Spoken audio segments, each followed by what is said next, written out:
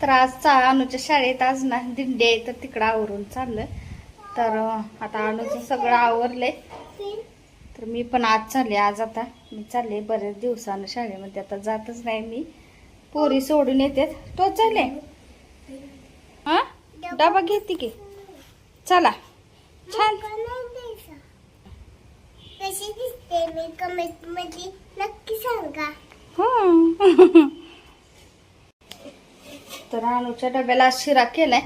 तर म्हणजे सगळ्यांनाच होईल म्हणून केला होता. तर आता डबा भरून तेवढा घ्यायचा. बांगड्या घातल्यात आणून. तर उद्या आहे आषाढी एकादशी आणि आषाढी एकादशीच्या ॲडव्हान्समध्ये तुम्हा सर्वांना शुभेच्छा. तर आषाढी एकादशी निमित्तच शाळेमध्ये तर असं ना दिंडी होती. तर सर्वांनी ना असं नटून थटून सजवून यायचं होतं आणि टाळ असतील तर टाळ घेऊन यायचं. तर सर्वांनी कुणी साड्या नेसून कुणी परकर पोलकं घालून अशा आल्या होत्यात.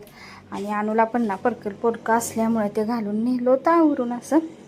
तर शाळेमध्ये आल्यावर इथं हे बघा लहान मुलं कशी एकमेकांबरोबर जास्त काय असं फुगडी वगैरे खेळत नाहीत ना, तरी पण मॅडमने त्यांना खेळायला लावलं. थोडंसं खेळली. तर इथं पालक म्हणजे मॅडम आणि पालक यांचं चाललं होतं फुगडी खेळायचं. आणि ही छोटूला बघा कसं उड्या मारून अगदी टाळ वाजवायला लागलाय. तर ज्यांनी टाळ आणले होते ना ते उड्या मारून असे टाळ वाजवत होते, गोल फिरत होते. तर कोण टाळ्या वाजवत होतं ज्यांनी टाळ आणलं. तर मी टाळ का नेलं नाही माहिती आहे का, कसं होते लहान मुलं खूप लक्ष द्यावं लागते. जर टाळ चुकून लागला बिगला तर खूप जोरात लागतं ना, त्यामुळे होता घरात टाळ पण मी काही नेलाच नाही. आणि इथं नंतर चाललं होतं ह्यांचं गाण्यावरती सुद्धा डान्स. आणि पालकांचं सगळ्यांचं चाललं होतं की फोटो व्हिडिओ किती काढून किती नको. प्रत्येकाला वाटत होतं की आपापल्या ह्यांचं पण काढावं, सगळ्यांचं पण फोटो व्हिडिओ काढावेत. का तर एवढं नटून थटून सजवून आणलं होतं. त्यामुळे नंतर ना बाहेर उन्हामध्ये आणलं होतं थोडंसं ना बाहेर, म्हणजे ऊन असल्यामुळं आज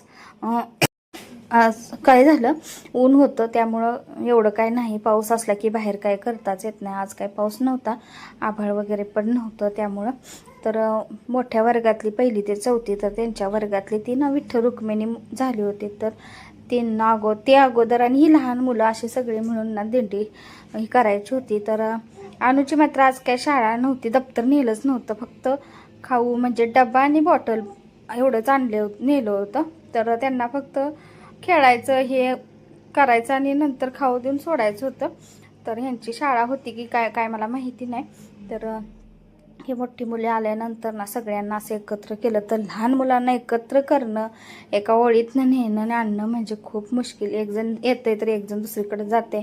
कोण रडतच होतं आईकडे जायचं म्हणून, कुणाला काय कुणाचं काय असं चालू होतं. अनु मात्र उभा राहिली होती. आणि इथं बाहेर आल्यानंतर अजून प्रत्येकजण आपलं फुगड्या खेळत होतं. ज्याला खेळायचं आहे ते खेळत होतं, ज्याला नाही ते साईडला उभारून फोटो काढत होतं, व्हिडिओ करत होतं. तर असं ना दिंडी नेली होती. आणि नंतर पुढे मात्र तर मोठ्या मुलांनी सुद्धा डान्स वगैरे केलं बरं का. तर हे विठ्ठल रुक्मिणी छान असे झाले होते. तर इथं बघा मोठ्या मुलांचा डान्स मुलींचा म्हणजे डान्स चालू होता. आणि इथं सुद्धा शूट केलं. आता इथला आवाज गाणं वगैरे होतं त्यामुळे इथलं सुद्धा काढावाच लागला होता आवाज, म्हणा ठेवताच आला नाही. थोडंसं अगदी पाऊस आला होता, मग नंतर मी थांबले होते त्यामुळे काही मी शूट केलं नाही. परत लगेच गेलं पाऊस, म्हणजे अगदी थोडंसं हे झालं आणि परत आणि थांबलं. का तर वारच भरपूर होतं ना त्यामुळे. तर छान असा लहान मुलांनी डान्स केला बरं का. इथं अजून फुगड्या आणखीन चालल्या त्या खेळायच्या. तर काहीतरी निमित्तानंच ना असं हे होते खेळणं. तर विठ्ठल रुक्मिणीचं इथं चाललं होतं बघा. तर फुगडी खेळून नंतर एकमेकांच्या पाया पडायचं. तर हिला त्या रुक्मिणी झाली होती ना, तिला हसूच इतकं येत होतं की बास, खूप लागली होती हसायलाच ती. तर ह्यांच्यासुद्धा बरोबर बऱ्याच जणांनी फोटोशूट केले. आणि हे बघा इथं ह्या लहान त्याचं चाललं होतं. तर तो चांगला लागला होता उड्या मारून टाळ वाजवायला अगदी.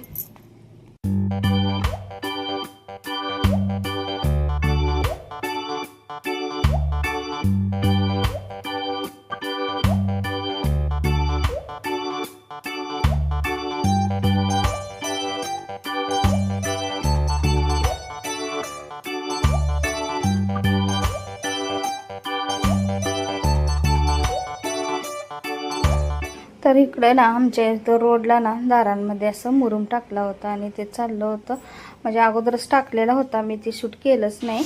अनुच्या शाळेतून आत्ता आले तर दिंडी असल्यामुळं खूप वेळ झाला, तर त्यांना भात वगैरे खाऊ देतात. तो दिला, डबा नेलेलाच होता, तर ती खाल्ला तिनं, ती भात घेतला आणि घरी आलं.